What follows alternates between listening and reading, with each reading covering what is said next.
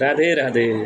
यहाँहरू सम्पूर्ण भक्तजनहरूलाई मेरो यस गोलोकधाम विजय अर्याल युट्युब च्यानलमा हार्दिक स्वागत गर्न चाहन्छु। धेरै समयको अन्तरालपछि, धेरै समयको लामो ग्यापपछि म फेरि पुनः भागवत गीता सम्बन्धी भिडियो लिएर उपस्थित भइसकेको छु। मेरो कार्यव्यस्तताको कारणले गर्दाखेरि म बीचमा भिडियोहरू यहाँहरूमा प्रस्तुत गर्न सकेको थिएन। त्यसको लागि म हृदयदेखि नै क्षमा याचना माग्न चाहन्छु। अब भिडियोलाई ढिलो नगरिकन मैले भागवत गीताका अध्याय 14-15 अध्यायसम्म मैले यहाँहरूमा प्रस्तुत गरिसकेको छु विभिन्न अगाडिका भिडियोहरूमा। अब चाहिँ 16औं अध्यायबाट हामी चाहिँ 16औं श्लोकबाट हामी पुनः फेरि अगाडि बढ्न चाहन्छौँ।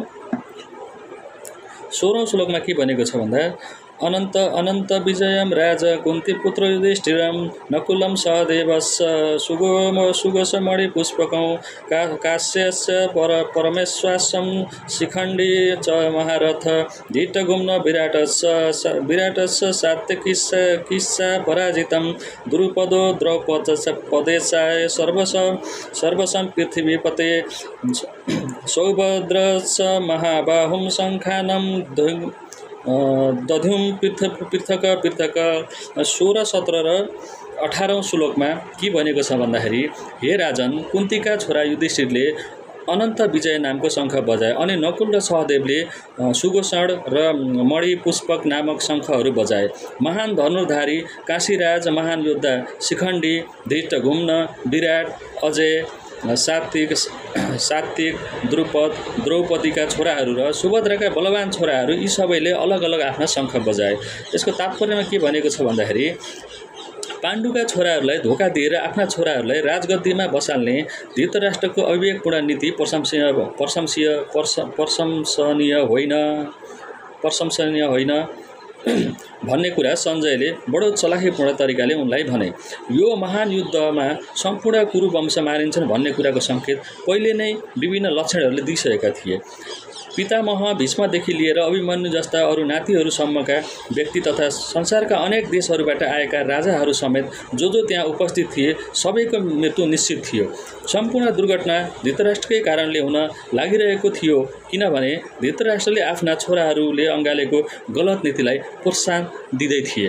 यसैले चाहिँ यो कारणले यो यसमा चाहिँ के भनेको छ भन्दाखेरि धृतराष्ट्रकै कारणले गर्दाखेरि चाहिँ यो सम्पूर्ण युद्ध पनि भएको कुनै कारणले र युद्धमा धृतराष्ट्रको पक्षबाट चाहिँ जति जो खडा थिए, उपस्थित थिए, ती सम्पूर्णको मृत्यु निश्चित भन्ने कुरा चाहिँ भीष्म राष्ट्रकै कारणले हुन लागेको भन्ने कुरा यो चाहिँ श्लोकमा भनिएको छ। श्लोक नम्बर 19 मा के भनेको छ भन्दा सघोषणो धृतराष्ट्राणां हृदयानि व्यादरत नवस्य पृथिवीं चैव तुमुलोस विनादयन्। यसमा के भनेको छ भन्दा विभिन्न किसिमका शङ्खहरू बज्दा भएको त्यो कोलाहलपूर्ण आवाजले आकाश र पृथ्वीलाई गुन्जयमान तुल्याउँदै धृतराष्ट्रका छोराहरूको हृदय चिर्न थाल्यो। तात्पर्यमा के भनेको छ भने जब दुर्योधनका पक्षबाट भीष्म र अरूहरूले आफ्नो शङ्ख बजाए त्यो सुनेर पाण्डव पक्षको हृदय चिरिएन, यस्तो प्रसङ्ग उल्लेख छैन। तर यो श्लोकमा पाण्डव पक्षकाहरूले बजाएको शङ्ख ध्वनिद्वारा धृतराष्ट्रका छोराहरूको हृदय विदीर्ण भएको उल्लेख छ। यसमा पाण्डवहरूको भगवानप्रतिको विश्वासका कारणले यस्तो भएको हो। भगवानको शरण लिनेलाई ठुलोभन्दा ठुलो सङ्कटको अवस्थामा पनि कुनै कुराको डर हुँदैन भनेर श्लोक नम्बर 19 मा भनेको छ। अथ श्लोक नम्बर 20 मा के भनेको छ भन्दाखेरि अथ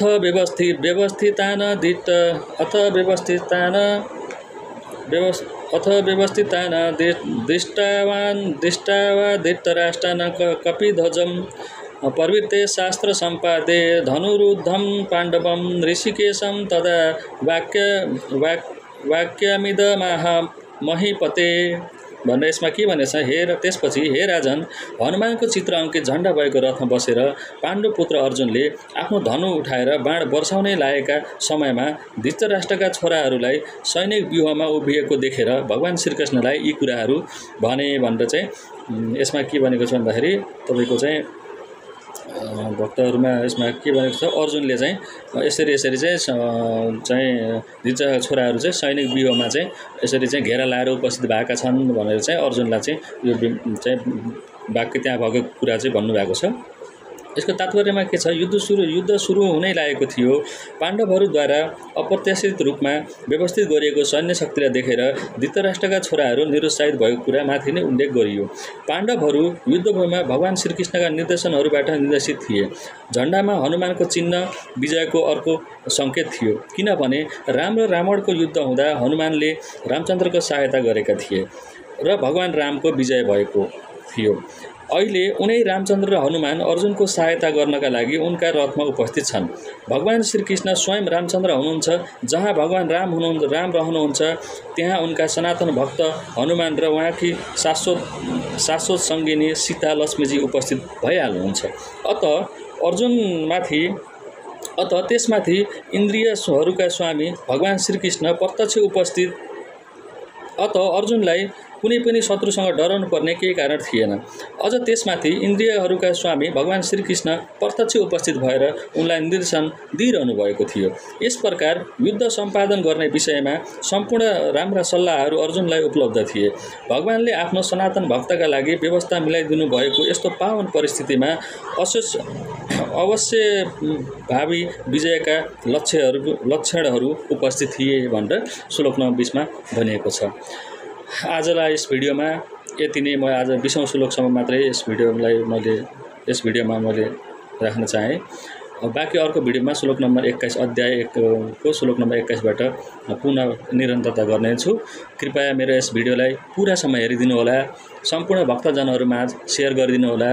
केही विषयमा भागवत गीताका श्लोकहरू र यसका कथाहरूको विषयमा केही जानकारी जिज्ञासा लागेमा कमेन्टमा लेख्नु होला। त्यस सम्बन्धी मैले आफूले जानेको ज्ञानेको बुझेका कुराहरू मैले यहाँहरूमाझ प्रस्ताइने छु। मेरो च्यानललाई सब्स्क्राइब गरिदिनु होला भन्दै अहिले यस भिडियोबाट म बिदा हुन चाहन्छु। राधे राधे।